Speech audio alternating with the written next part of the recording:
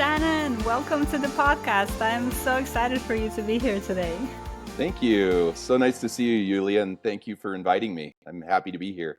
Me too. It's been a couple of months now since we met each other in person on our trip to Jordan, which was just such an incredible conversation. And from the first time that I spoke to you and heard you speak and have our conversations on the trip, I knew that I wanted to have a more in-depth dialogue with you as well, because of all your travels and your philosophy on travel and all the things that you've done. So I'm really excited to welcome you today. You've done so many things in the last several decades in the world of travel, in the world of adventure. And I've actually seen somewhere that you've been called the president of adventure, which I just love.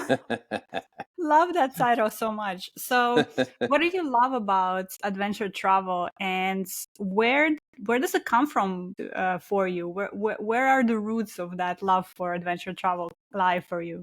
Yeah, and I don't accept the title of president of adventure travel because I know so many people that are far more adventurous than I am. But that was a very nice flattery that that person sent my way. But yeah, I've been in this industry now for 20 years, at the ATTA. But the roots really came from my parents and my grandparents. My grandparents and my great grandparents on my mother's side were an incredibly adventurous lot.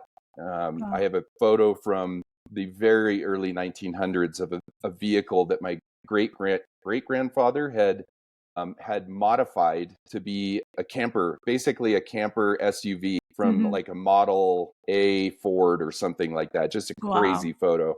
And then my grandpa was also very adventurous, not in the sense of adventure travel like we think of it now, but he just wasn't afraid to try anything. So there were wild trips into the wilderness, cliff jumping. One of my uncles bought a parasail, not knowing how to do it, and we learned the hard way how to parasail.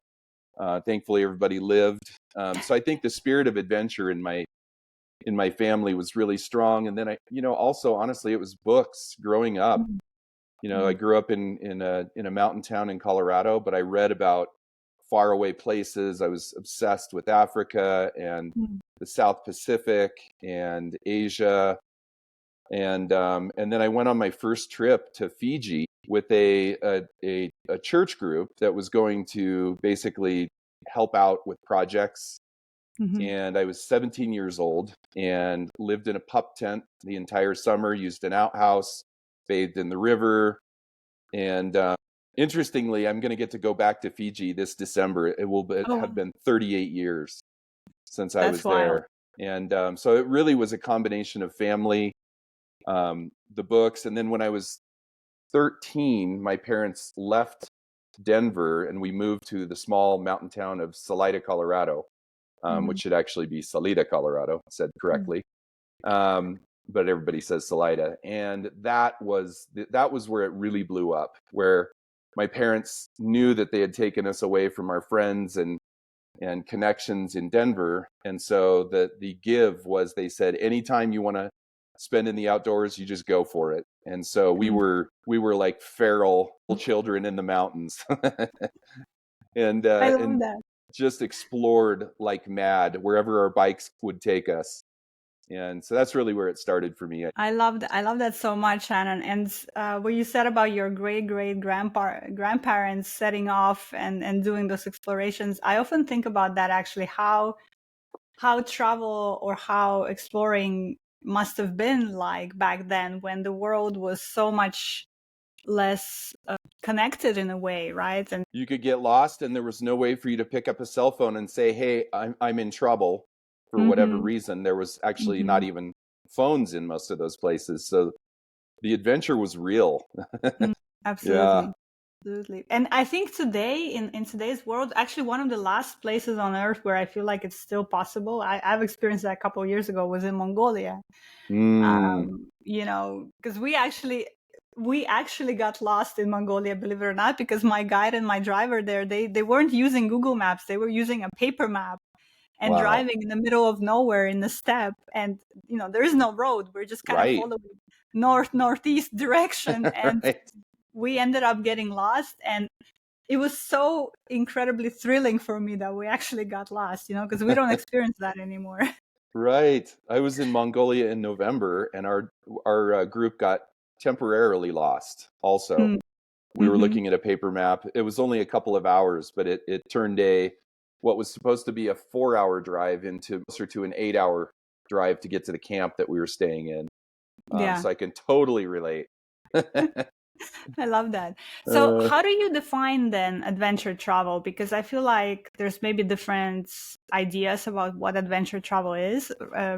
One way to look at it is, extreme outdoors kind of activities, but I don't necessarily think that that's how you define adventure travel, do you?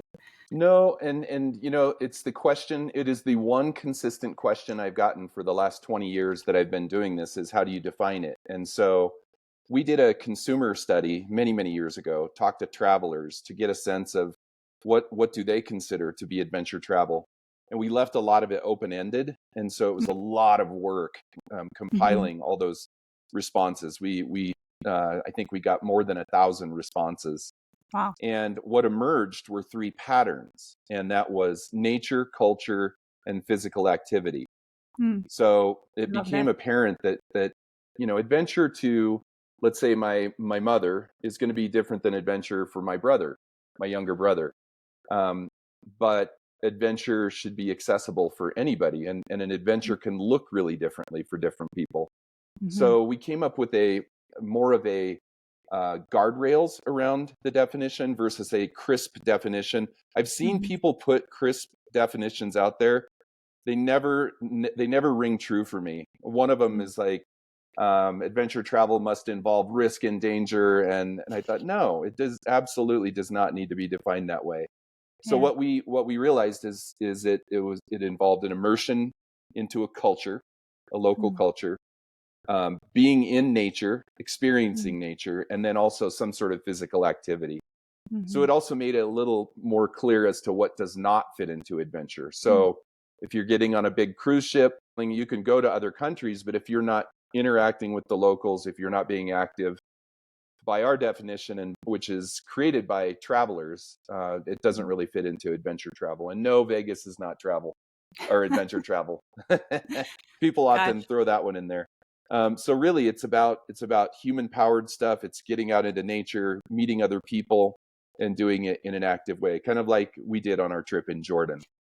It's funny that you shared this definition of it, because I never considered myself an adventure traveler for that reason. Because in my Hmm. head, it felt like it has to involve some kind of extreme cliff jumping or something, Right. But with your definition, nature, people, culture, I mean, absolutely, that's exactly how I love to travel and what I love to do. So that makes perfect sense. Thank you for helping me understand that I'm an adventure traveler as well. Absolutely. And sometimes, so there's those three pillars too, and sometimes it's two of the pillars. Like for the experience that I had in northern Iraq, we weren't terribly active. We didn't do a lot of hiking. There's landmines still out there that have not fully been decommissioned. So you don't just go taking off into the hills in Kurdistan. Mm-hmm. Um, and so, but we were still very, very much in nature and very much engaged in the culture. So for me, that was a very adventurous trip, but not a physically strenuous one.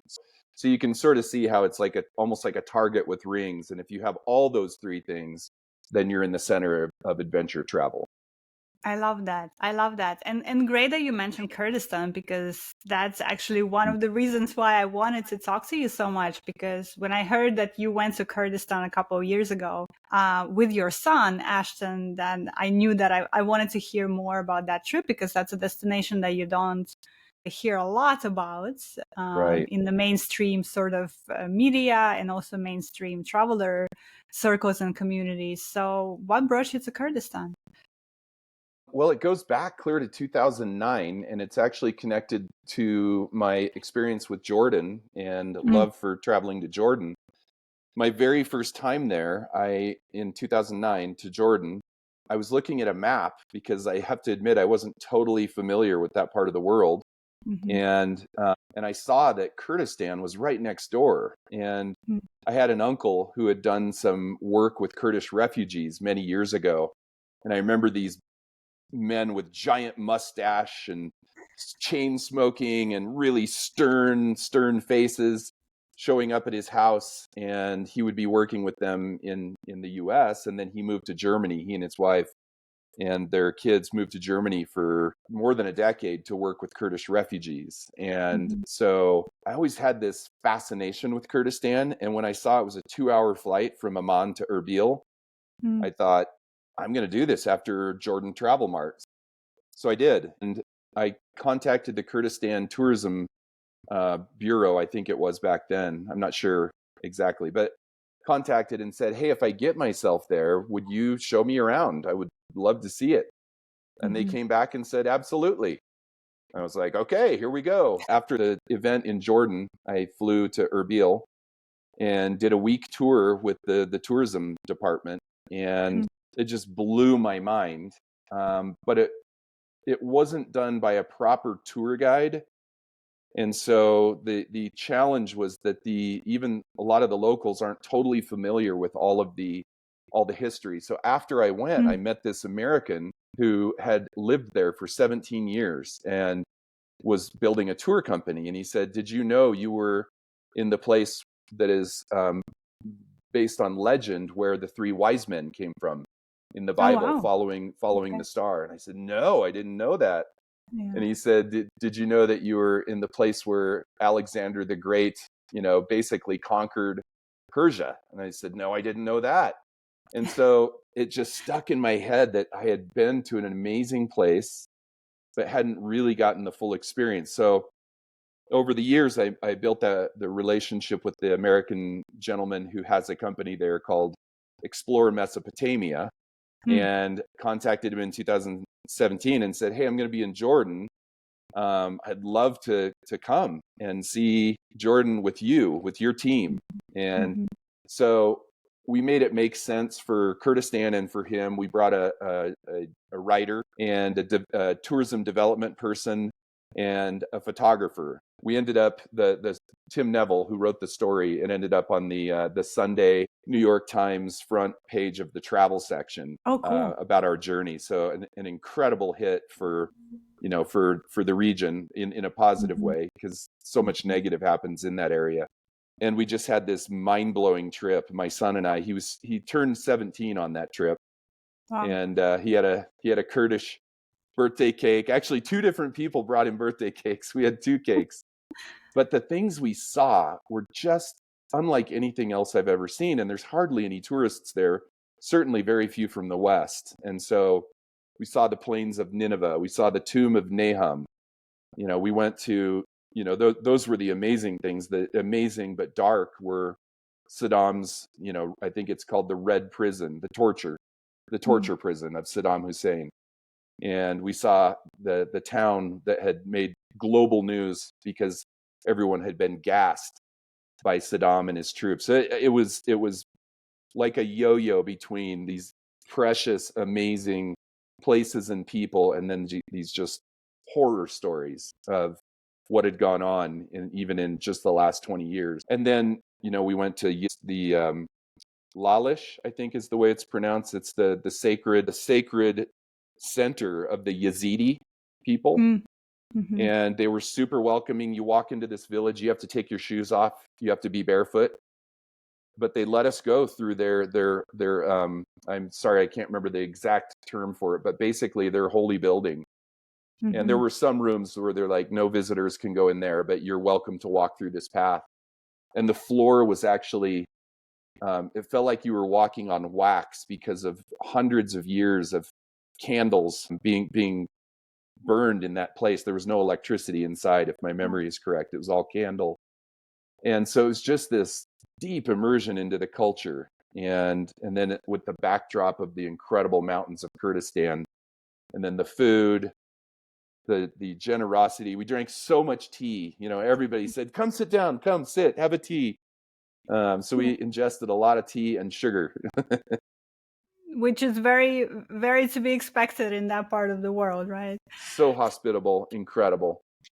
So for our listeners who might not be quite familiar with that region, can you set the scene a little bit for what Kurdistan is? Why is it Sure. separate from, why don't you say Iraq? Why do you say Kurdistan? Who are the Kurdish people? And Yeah. kind of a little bit of that context.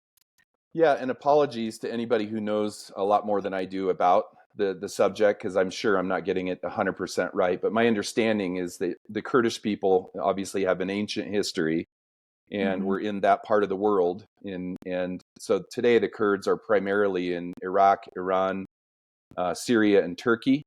Those are, I believe that's the four. Mm-hmm.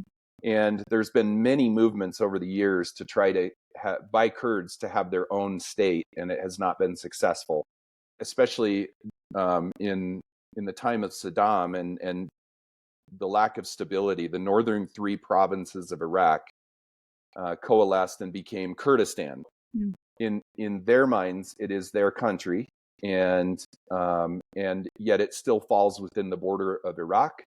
Mm-hmm. And they are sort of an autonomous province, set of provinces up in the north. And again, this is where I'm way out of my knowledge depth. My understanding is there's been, a lot of tension because there is oil also on the Kurdish side, Mm-hmm. which, Baghdad would definitely like to have complete control of.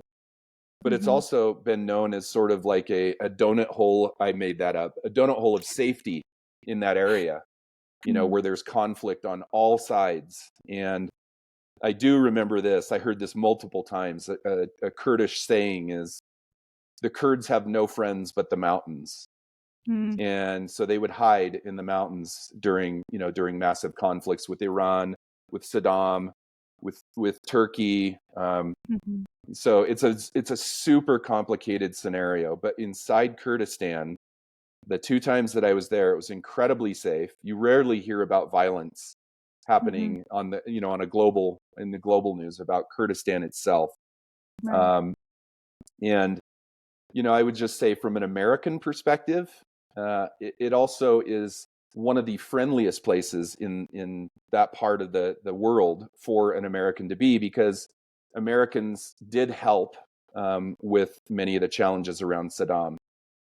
That being said, our guide said to me, he said, "You guys have betrayed us numerous times, but you've betrayed us the fewest times, so you're the best we've got other than the mountains." And I'm like, well, I'm sorry for that. And we betrayed them dramatically about 5 years ago during the previous administration, and it was super disheartening. So the Kurds have always been fierce, independent, tough, but very kind to visitors like us. Gosh, hearing you say this makes me want to go there immediately, honestly. And Well, let's talk, I mean, Yulia, because there's a chance for next year. There's something brewing. So we'll follow up on okay, that. Yeah. sign me up. Yes, Okay. yes, no questions asked. Yes, I will say yes to that. It's interesting because for me, it's always, and you had this moment even on this trip to Jordan, which we can speak about a little bit, where it's separating the government from the people. Mm-hmm. And I think a lot of people around the world understand that. And I also try to approach situations with that way, right? Like our governments can do a lot of terrible things and are doing actually a lot of terrible things. Right. But then as people, when we connect on the individual level, that's very different conversation. And that's actually what makes this such a powerful experience for everybody, right? Where you're able to connect like that. So man, I wish I was there for those conversations with the Kurds, because that's exactly like that in so many places around the world, right? You show up, and especially as Americans, like you said, like we have such a outsized impact on so many places around the world, and not in a good way. Right. For It was most of those interesting. regions. You nailed it. Like my son, who was 16, then 17 on that trip, we went to a Yazidi refugee camp because ISIS hates the Yazidis as much as they hate anyone else. And the Yazidis is it like a separate religious group, or how? Yes, it is. I don't know about the ethnic religion or origins as much, but the Yazidi religion is sort of a amalgamation of Christianity and some other, I believe, Zoroastrianism. I believe. Okay. Again, I'm out of my depth. And so they have some very specific beliefs. And one that the ISIS folks twisted was they believed that Yazidis worship Satan, which they don't. But somehow that narrative has gotten into their minds. And so they did massacres. They burned villages. Like when people heard that ISIS was coming in Yazidi villages, it was get out and hide in the hills. And we heard some really horrible and horrifying stories directly from people who had experienced it. But it was interesting. After this mind-blowing experience, I asked my son, I can't remember how much later, I said, just tell me the first memory that comes to your mind. And he's like, it was that kid about my age with a perfect hairdo and perfect English with only a slight accent in a refugee camp in a really grim situation, who his life goal is to become a biologist. Wow. Like that is what that kid is driven to do. And I thought, wow, I felt so fortunate that my son, an American teenager, was able to have a heart-to-heart with another kid his age in Iraq, in a refugee camp, in a wildly different world experience, life experience, and feel the warmth, right? It's hard to demonize people when you meet them and understand them better, and they understand you better. Because as you hinted, sometimes we show up and I'm like, how are we going to be accepted here as Americans who live with a government who makes a lot of choices that create a lot of misery around the world? I love that, and I want to come back to that particular conversation because I think that's something that's very top of mind right now for a lot of people. So we will come back to that. But I want to also comment that I think what you did with your son is really incredible, because I really believe that that's the best education that you can give to your children, is to help them see, or let them see, as many places and people and cultures around the world as possible. Because that's when they grow up to be really very globally minded, humanity minded people, I would say. And that's just, I don't know, for me at least, that's always been one of the top priorities when I have children, is to do that, is to ensure that they get this education, because that's just such an invaluable mindset opening tool, I would say, for anyone, So it's amazing that you were doing that as well. Well, and in that same year, he went with his church youth group to Cambodia and saw the killing fields. So within a year, he saw two, modern time examples of the worst of humanity imaginable. And he's going to be graduating from law school in 2 weeks. And his goal is to be a federal prosecutor, to go after the bad guys. And I have to believe that part of what has driven, his goal and his mission to make the world a better place is things he's seen, instead of being totally stuck in an American bubble. Absolutely. Wow, you must be such a proud dad right now. Congrats. So proud. That's really wonderful. That's really cool. So where are you joining us from? Are you joining us from Colorado? Yes, I'm home in Salida, Colorado. And I grew up here and went to high school, like I mentioned earlier. And then I left because Salida was so boring and there was nothing to do. In other words, I was 18 and didn't have a brain. So I went to the Seattle area. Different priorities back then. Different priorities. That's a nicer way to put it. So I moved to Seattle, went to college, stayed there for 34 years, and then moved back here to Salida during the pandemic. And so my mother is here, and we have family roots that go back 40 years here. Amazing. And I read somewhere that you live in a cabin off the grid. Yes, about 45 minutes from here is a little. It was a mining town in the late 1800s, and we call it Nowhere, Colorado, because we don't want anybody to know the name of it and look it up. So we call it Nowhere, Colorado, but it's a former it's a ghost town, basically, where plots were sold to a bunch of people like us. And the building code is that your building has to look like it was built between the 1880s and 1920s. So now when you drive in there, it feels like you've entered 100 years ago.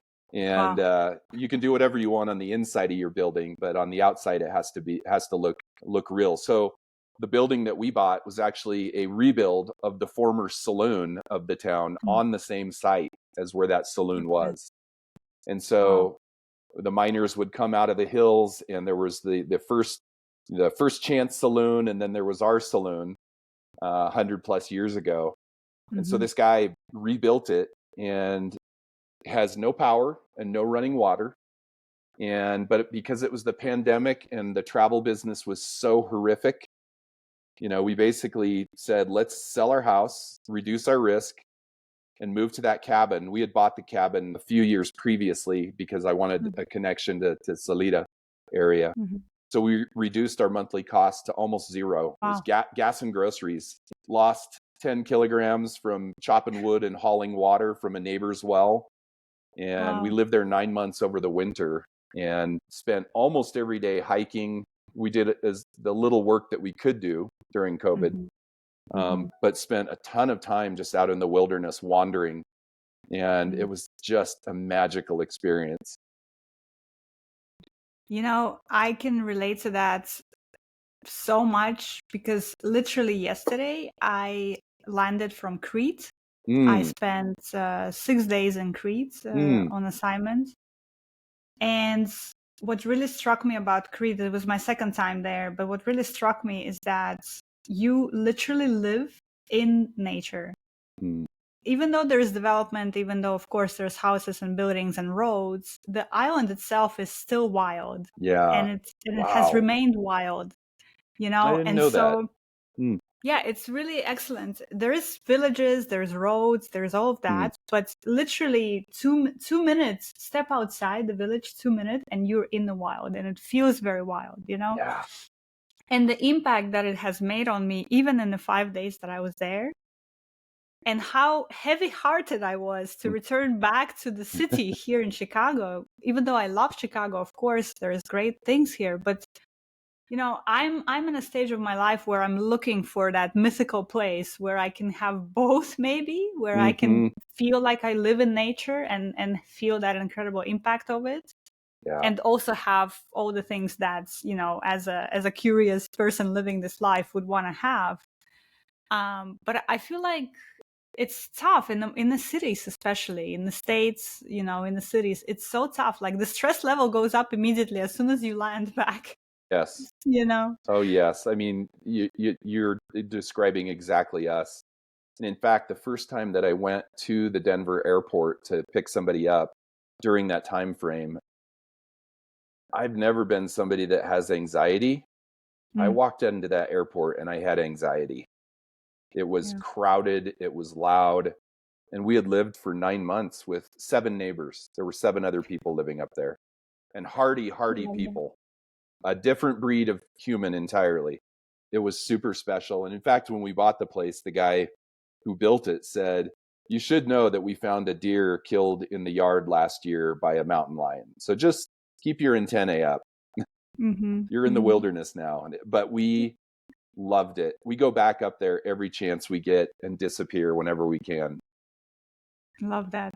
Love that. Okay, I need a off the grid cabin in the mountains of Crete. So I literally started looking up real estate. Not Wow. that I'm able to afford it right now, but I was just like, how can I make this happen? Because just and it's interesting. Like all the people that we met there, I find the same thing with the Bedouins in Mm, Wadi Rum. mm, When you live in nature, there's something about you. There's some inner tranquility or something that mm-hmm. just, you can feel it, or I can feel it as a person not living that way. I can really sense it. It's really strong for me that, and of course Yeah, they also go through stress, and it's not like they have a life with no problems, because right. we all do. But there's something about that inner core or inner Hmm. tranquility that they have that I just find so incredible. It just resets your priorities. Suddenly, social media doesn't matter at all. Yeah. So many things just don't matter that much when you're thinking about, how do I make sure we have enough water for today? How do I make sure we have firewood to keep the cabin warm and to cook the food? Mm-hmm. And that's what it kind of boils down to, is those basic needs, and it frees your mind and your spirit from all these things that just clamp onto us like leeches when we get back into the busy life, which is, clearly that's what I'm living again now, is busy life. But that Yes. period, we can always go back to that mentally and say, there is definitely a sense of peace. And it wasn't without challenges. I injured myself once, and trying to fix a well. We got stranded once in a very scary situation in the dead of winter at dusk. And, because I made an error in judgment in driving, and got us stuck really deep in the wilderness, and barely got rescued out of that.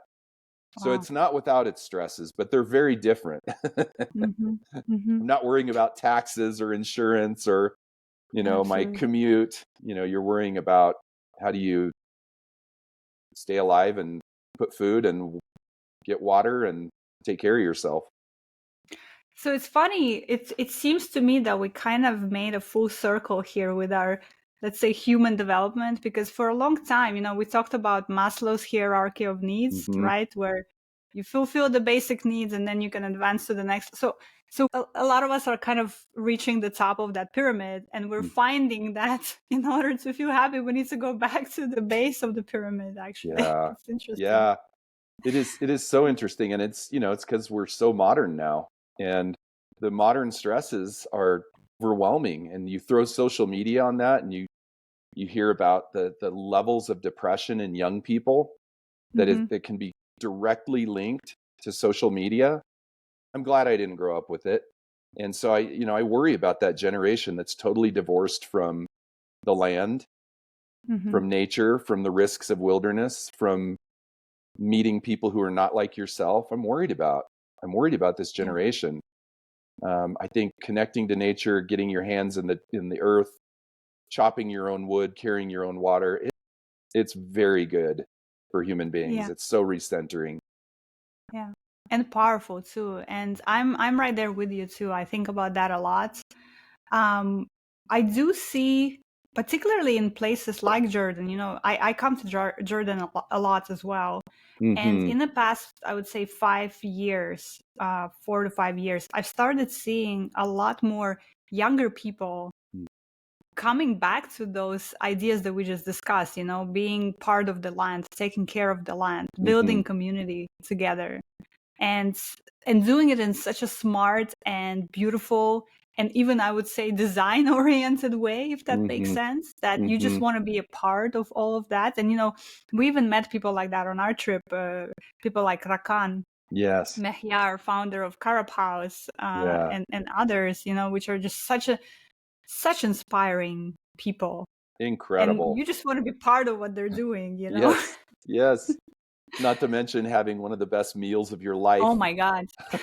that was truly next level at the Karab House. Yeah. Absolutely. Yeah. I still think about that ice cream. I love the Karab ice cream, which I've never tried before. Yes. That was wonderful. And the meat, the lamb. Oh, gosh. Amazing. Amazing. And I think it was a 9-course meal.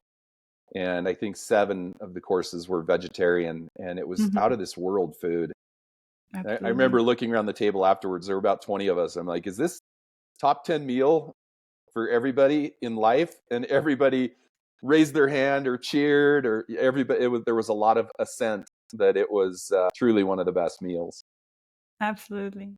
Well, speaking of top 10, so you co-wrote a book in 2008 called Riding the Hula Hula to the Arctic Ocean. Yes. And in that book, you share 50 extraordinary experiences for people who have traveled a lot already. I found it to be such an interesting concept because, of course, there's a lot of conversations about, top 10 must see, whatever.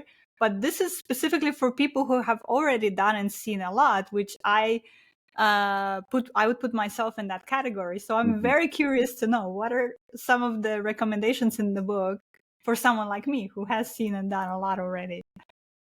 I think a lot of it comes down to not going for the iconics. No disrespect for the pyramids in Egypt or Machu Picchu or Angkor Wat, but everybody's going. Right. The sites, as we know, have some significant challenges with over tourism. And so I think targeting those places that are more off the beaten path, and they can be in a place that has a lot of visitors, in a country that has a lot of visitors. So, for me, Brazil has been a incredible opportunity to explore remote places within Brazil, things that I didn't think even existed, because I had this, this really narrow understanding of what Brazil was all about. And I just sort of naively imagined a lot of jungle, and there is a lot of jungle, but there's also high deserts with Wow. with incredible rocks, quartz, different stone formations. There's You're these talking my love language right now, Shannon. When you mentioned desert, I'm all ears. Yes, Chapada do Viadero, I think, is the right place, where there's I think the town is Paraíso, Alta Paraíso, the high paradise. And yeah, it's absolutely stunning. And then, well, I could go on and on about Brazil forever, of course, but Bhutan is in the book. And Bhutan is another place that has been one of the most magical experiences that I've had. Have you been to Bhutan? I'm actually planning a trip there this Okay, fall. So I'm great. very interested to hear about Bhutan because Great. it's, they are very famous, or they have become famous for their gross national happiness product ideas. So I'd love to hear about your experience there. Yeah, it was truly magical. I went and spoke at a conference there, but then we did if I remember right, it may be an 8-day trip back into the backcountry. And that was also a mind-blowing experience, just because it isn't overrun. So I think that's the theme for me anyway, is the most special places are the ones not overrun by travelers, or let's say it like it is, by tourists. So Yeah. unfortunately, I don't have any desire now to go to Venice. Would I have loved to have seen Venice? Yes. Knowing that I'm going to share it with gazillions of other people that are all being disgorged from giant cruise ships, that takes away the interest for me, to be honest. So, you can go to a place like Mexico that has Cancun, which is the super crowded, everybody goes there, or you can go to San Cristobal de las Casas in Chiapas and have a real Mexican experience, and Veracruz and Oaxaca, and so many amazing places within Mexico. So I think it's about choosing those places that are still the locals run it, control it, are in charge of it, and that would be Kurdistan, Bhutan, and a lot of the rural places around the world, where you get away from the mass tourism infrastructure. Then it starts to get really interesting. So, Jordan's an interesting mix of that, where you have like the Petras, which are can be very crowded, although right now it's not because of the conflict next door, which was really special for you and I and the rest of the people in our group as travelers, is we got to experience one of the best sites in the world and have it almost to ourselves. Right. But then you can go to Petra through the back door, and it's a 4-hour hike through the desert. There's that desert again. And enter Petra from a totally different angle, where you don't see any other visitors until you get there. So you can also look at some of the iconic places and say, is there a twist that we can do here? I love that. I love that so much, and it really resonates with my philosophy on traveling as well. But it's also such an interesting conversation, because I believe you also said that somewhere, that the media plays a role in this over tourism pandemic, I would say. And, the way we promote places, the way we talk about places, it all adds to that craze with places, let's say, with destinations. To your point earlier that you call that little place that you love so much, Nowhere, Colorado, I often think about that too. Like, if there's a place that I really love, when I write about it, right, is it going to, like 5-10 years down the road, is it going to be completely unrecognizable because of how the media profiles it, and how more and more tourists are coming and experiencing that? And it's such a interesting conversation, because there's all these complicated forces that are at play here, right? Because communities need tourism. A lot of those communities need tourism. And tourism can also be a force for good, which I want to get into that next. Yeah. And also tourism can be an incredibly destructive force, which Oh, more often than not it is, absolutely. So it's like, how do you navigate all of that? Yeah, I think that raises a great point, Yulia, which is any thinking person that works in travel and is paying attention at some point feels like a hypocrite, Yes. right? Like, I'm going to go Oh to my this God, yes. amazing Thank you. place. I'm going to go to this amazing remote place, but I'm not going to, I don't want anyone else to go there. Another angle on that is here we are helping promote this special place. Are we planting the seeds of its destruction? And I had some real hard heart-to-hearts with some of my colleagues, probably 5 to 7 years into my role, and we were like, should we get out of this business and go do something else? And we came to the conclusion that because we do care about preserving it, it's important for us to stay in it. If we leave and somebody else comes in and takes our place who doesn't care, who only wants the money and the value out of it, then we've given up ground that we have an obligation and an opportunity to help protect. And I don't mean that in a, here we come in, we're coming in to save the day. Look at us, we're Americans. Yeah. I don't mean Right. that at all. It's more of a, how do you partner with the locals in a way to say, how do you want this to be? And it's taken us a while to get here. It like you said, it is super complicated. But I have a great example of it. So Hurtigruten is a ship, is a cruise company out of Norway, and their origins were moving the mail and supplies along the coast of Norway because there weren't internal roads in many places. And today they do a lot of consumer cruises. Well, they are doing incredible work to become more and more sustainable. And one of the things they did is they created a program, I think it's called Fjord to Table. And so now when the ships come into the different ports, they get their food from the locals, and they've eliminated something like 80% of commercial food, commercially packaged food that they were ordering from all around Europe, having it shipped in. Now they're picking it up in the fjords. And amazing. they also went to the communities where they wanted to land, and they said, it's your choice. If you don't want us to use your bay as a port, we won't. And so they gave the community the opportunity to have their own conversation and then come back and say, you know what? No, we don't want you coming here. They're respecting that. To me, that should be the new mindset for everyone, which is great. You've got this beautiful island. But if the locals don't want you there, you shouldn't be there. And you should respect that. And unfortunately, tourism has rarely respected that in history. And in fact, the word exploitation fits very, very well with tourism in many cases. And so that's the whole goal for us as the Adventure Travel Trade Association and many other good organizations out there. We're not the only ones doing it, of course. Right. But to really try to change the mindset and recognize that governments need to take control, locals need to take control, tour operators and travel advisors need to be responsible about what they sell. Media should be responsible how they write about a destination, because otherwise we are going to lose. The ground is going to be lost, and in some cases forever.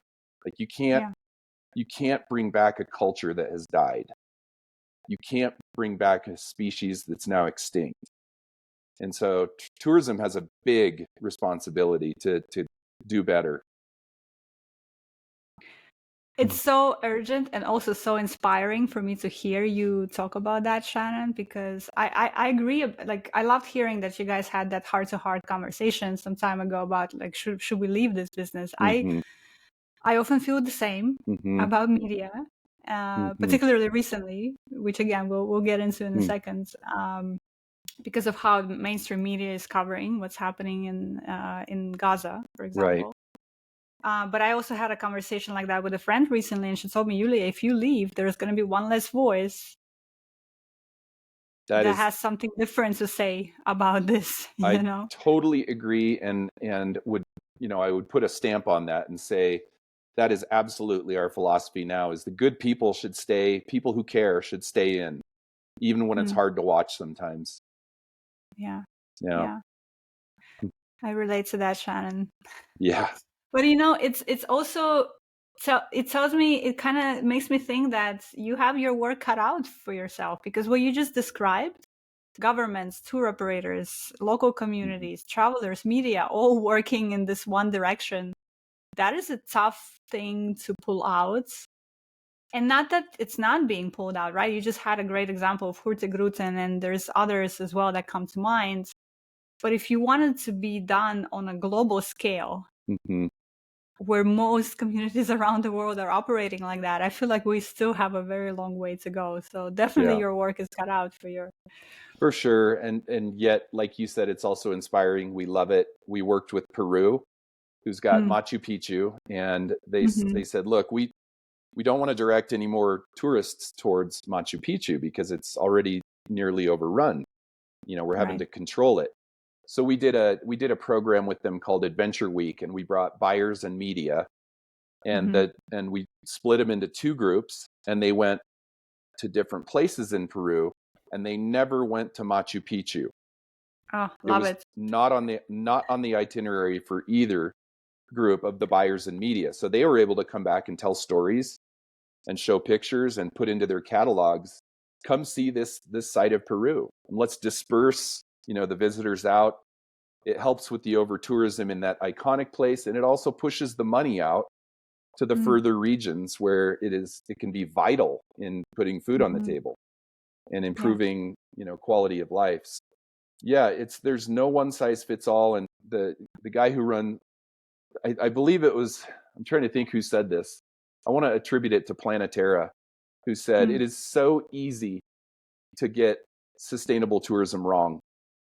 It is so hard to get it right.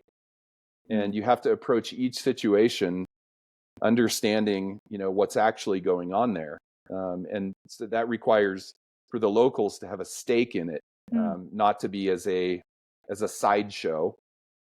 The locals should be engaged in it in a way that they feel good, that they're benefiting from travel. So it is very hard. And it's even not even cut and dried there, because you could have a village where half the village says, we want those tourism dollars, and the other half says, we don't want those tourism dollars. Yeah. Now what? Yeah. So it's always super complicated. Yeah.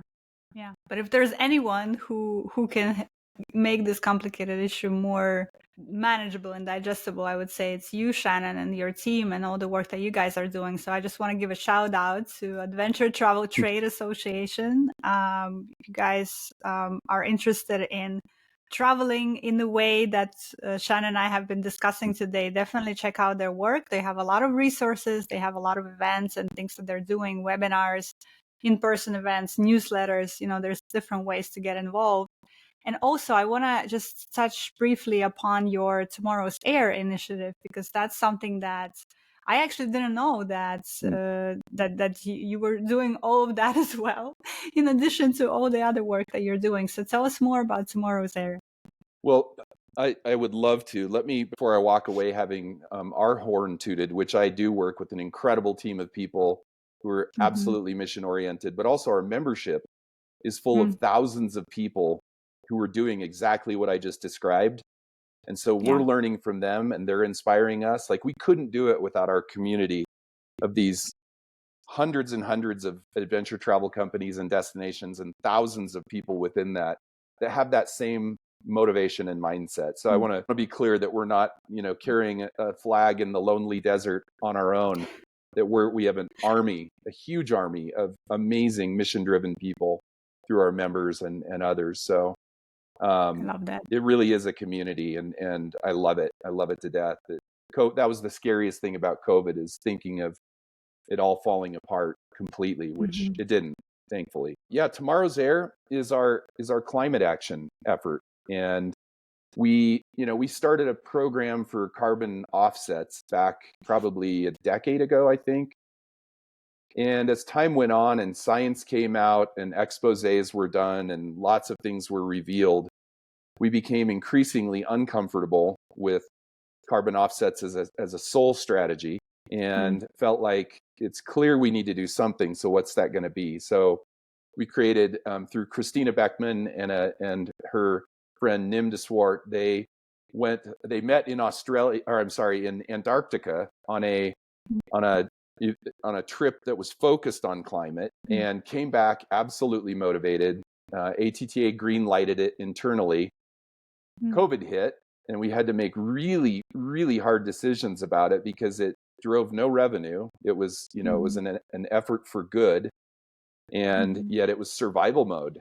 And yet at the end of the day, every time we got down to the wire and said, can we continue this another 2 months, 3 months? We just said, we have to do it. So today, Tomorrow's Air is focused on cutting edge carbon solutions, carbon capture. We've got sustainable airline fuel as part of the portfolio, and feathering, biochar, capture directly from the air, put into the ground permanently. The criticism of those is that they're more expensive than other methods like carbon offsetting. Our belief is that this is the time analogous to when solar was in the 70s. It didn't make sense for the first people. It was clunky, it was expensive, it didn't have a lot of output. You had to have massive, banks to hold that power. But now look at it. It is efficient. It's durable. It makes tons of sense. We're on solar here in Salida. And so we look at it and say, all of it matters. So if carbon offset is what you really want to do it. We're going to focus on cutting edge technologies that are going to turn into high volume and problem solving climate actions. Tomorrow's Air was also created to be a little different in that there's a educational edutainment part of it, where we have artists for air that produce art for it. We have programs to educate people in it, and we're aiming at travelers, which is a little different than for us normally. Normally we work with just the trade, just the businesses in the industry. But in this case, it's both. It's businesses, it's individuals, and more people are signing up for it. Especially those who say, I want to travel, but I'm feeling some guilt because I know there's a carbon footprint for my trip. And so this is our effort. And so we're putting on our first climate innovation in travel event in Norway this winter. So we'll be going there over the Halloween stretch of time. And it'll be a very small group of tour operators, technologists, investors, all focused on climate and how do we make a difference in the travel industry. I love that. I love that so much. And I saw that you had the section for travelers and for companies, and I thought that was great. Yeah. So we'll link to it in the show notes, so you guys can check it out, and you can see for yourself how you can get involved in some of those.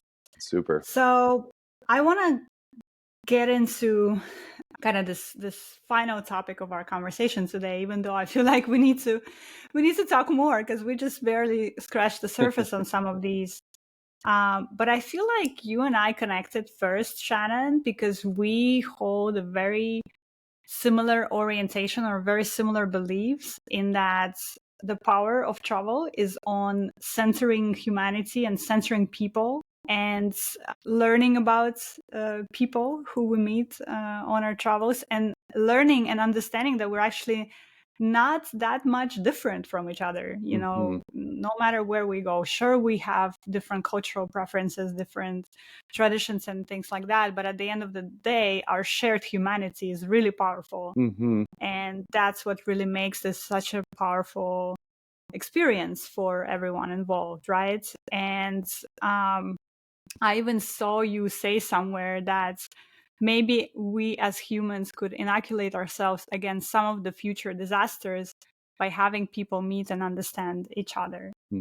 And I just thought that was so powerful. And that was the reason why I got into travel in the first place. I always believed, or I had this very innate understanding that travel helps us build bridges, not walls. And that's why it's so powerful.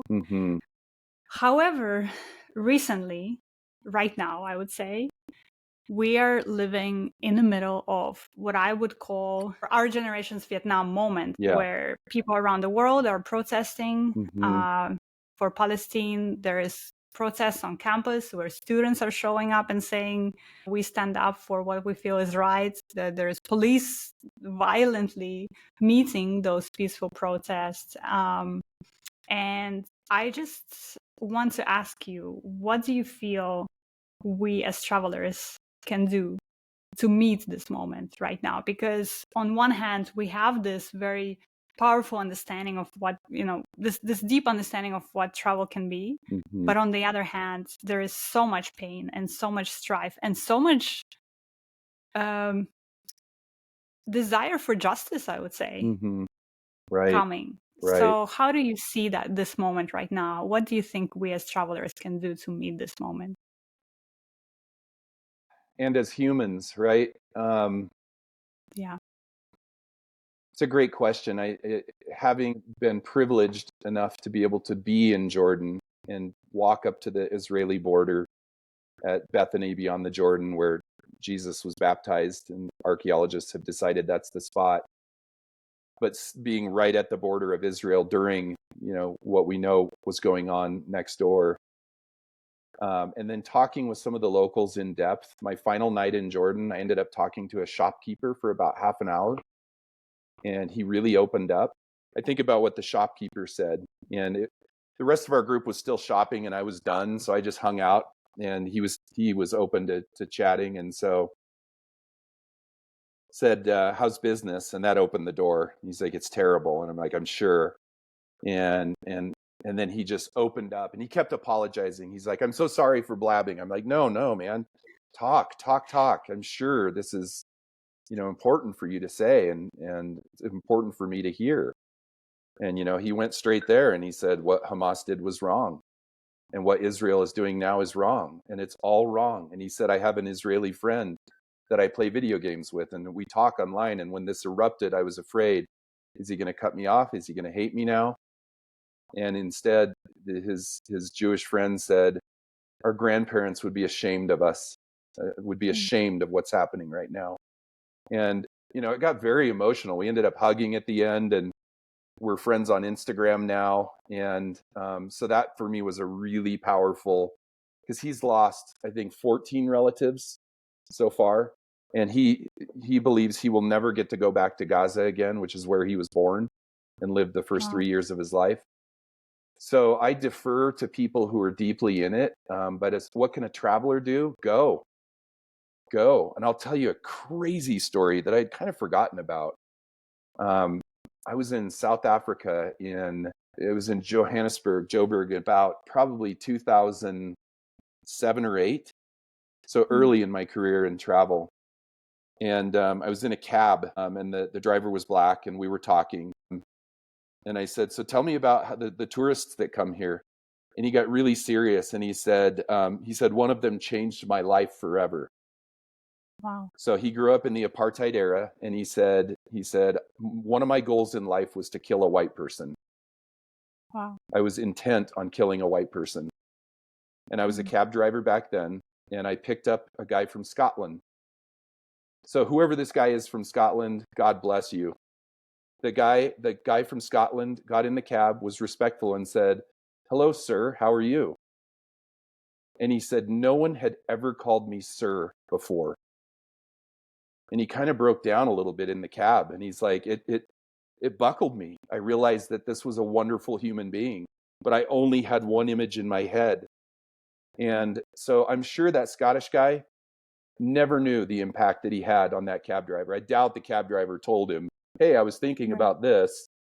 But it transformed that guy. And we had this lovely conversation for the next, 30 minutes of the cab ride. And it was first of all, I was totally humbled that he felt free to share that with me. And I thought, there you go. There's the power of travel.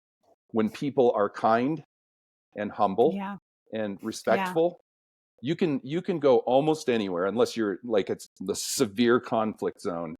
You can go almost anywhere in the world. And if you're kind and humble and respectful, it's going to be fine. And in fact, I've heard this over the years, so many times. People will say, hey, Shannon, you've been so-and-so. What should I do so I don't offend people? And I'm like, you can get away with a lot of mistakes that you don't know about as long as you are kind, humble, and respectful. People know. They know you don't know. Don't touch kids on the head. They know you don't know that. Right. You come in arrogant and think you're the king or the queen and mistreat people. you'll know about it. But just Yeah. be wonderful, and you are not the boss. And this is the other philosophy that we deeply believe in, is that travel is a privilege. It's not a right. It is not your right to go to Jordan, to Kurdistan, to Brazil. It's your privilege to do so. Those two positions are so different. If you come in thinking, well, I'm the one here spending money, I want to do this and I want to do that, that's how we end up with nightmare tourists who ruin it for everyone and ruin it for the locals. Go in humble. You're not the boss. It's not your living room. It's not your yard. I love that. I love that, Shannon. Another reason why I think we connected so well, because that's my philosophy as well, being humble, Mm-hmm. being respectful, and never forgetting that you're in somebody's home when you go and travel to these places. And you'll have a better experience, because then they want to show you everything. If you go in and offend right off the bat because of your pride and arrogance, no one's going to show you the special stuff. I always go in and eventually I will tell my guide, I'm like, hey, there's two things I try to buy everywhere I go, if possible. One is a knife made locally, because it's the ultimate utilitarian tool. And the other is spices and hot sauces. And I know it's totally dorky, but because I do go in, and try to be humble and respectful, they're like, oh, I know this little knife shop down the street where this guy hand makes. They're not cheap, but they're so amazing, and he's following the old traditions. And I got that because I was nice and respectful. Yeah. And then of course, many times guides will show up the next day and say, hey, here's a hot sauce that you can't get anywhere else. It's not in the grocery stores. I've had some crazy hot sauces. The craziest one was from I want to see your kitchen, Shannon. There's a lot of spice. But I had one that they had to boil a certain root. This is in Brazil, so that it's not toxic. And then they added all these jungle fruits and peppers. Never tasted anything like it. And it was in a Jack Daniel's bottle. Oh, wow. The best story. The best. I love that. Yeah. So what gives you hope right now? I like seeing how young people, people in their 20s and 30s, and how they seem to care a lot more about the environment and the climate. In a lot of cases, they may not even be very well informed because they're early in life, and so they don't understand maybe some of the more complex issues. But I love that motivation, and that they're starting to require and demand that companies do better. And in fact, we had this really interesting data point come out of a survey during COVID, which was, and we didn't see it coming. It was actually in the open-ended questions. And a lot of adventure businesses said, what's driving our internal efforts now for things like climate action and responsibility and local tourism is our young staff within those adventure companies. And they're like, of course we care about that, but we've been running this business for 30 years or whatever. Right. And our young staff are really holding our feet to the fire. And so that gives me hope. I also know how many good people there are out there fighting for the right things. And now, we're getting more awareness about some really big organizations with real financial muscle and real conservation muscle. So there's an organization called Enduring Earth that we're doing some work with. And it's a collaboration between World Wildlife Fund and the Nature Conservancy, two of the biggest environmental organizations on the planet. And there's Walmart money behind it, and there's Pew money behind it. That gives me hope to see where conservation involving good tourism can be done at massive scale, because we're going to need both the small scale stuff and the big the big movements. So those give me hope. Politics in the United States give me zero hope. I find it deeply depressing. I find the division depressing. And I've started following a podcast called Braver Angels. And it's specifically to bring red and blue together in a civil and respectful way and say, hey, we don't agree on this issue. How are we going to talk about it like we used to? Respectfully disagree, but agree that at the end of the day, we don't want to be at war with each other, and more hate and more violence and more division. But I'm not feeling much hope from politicians. My hope is more that, good people will continue to enter the space, good people will travel and make the difference that they can. Sometimes it can be as little as a one-on-one in a cab in South Africa to have a massive impact on someone's life. I love that. I love that story so much, Shannon, and I'll take it with me. And I think that's a good place to stop. But one last question. Yes. Which place are you going to next? I'm going to go to Texas for my son's graduation from law school. And then I'll be headed to Austria shortly thereafter for one of our events in Kitzbühel, which is Adventure Elevate Europe, which is the first time we've done that event in Europe. So very excited, since my only experience in Austria was a quick stopover one day. So looking forward to understanding it better and meeting people and interacting with this incredible community of adventure travel professionals. Be sure to try Austrian mountain butter. Okay. Alpine butter. Okay. It is the best butter I've ever had in my life. It is just incredible. So you're in for a treat for sure. Can you bring butter back in your suitcase? Probably not. Probably not recommended. You have to try. You have to try. It's amazing. Okay. It's really I love amazing. that tip. I have not heard that. Super. Shannon, thank you so much. It was so wonderful to have you on the podcast. And I feel really inspired, and I feel really lots of good things are turning in my mind already from our conversation. So Thanks, I really Yulia. appreciate it. I love chatting with you, and we are of a very similar mindset, so it's very fun to share that.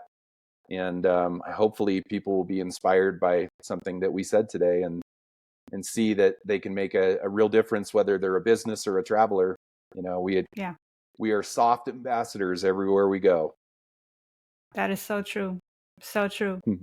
Thanks for listening, you guys. Thank you. Thank you. Thanks, Shannon. My pleasure.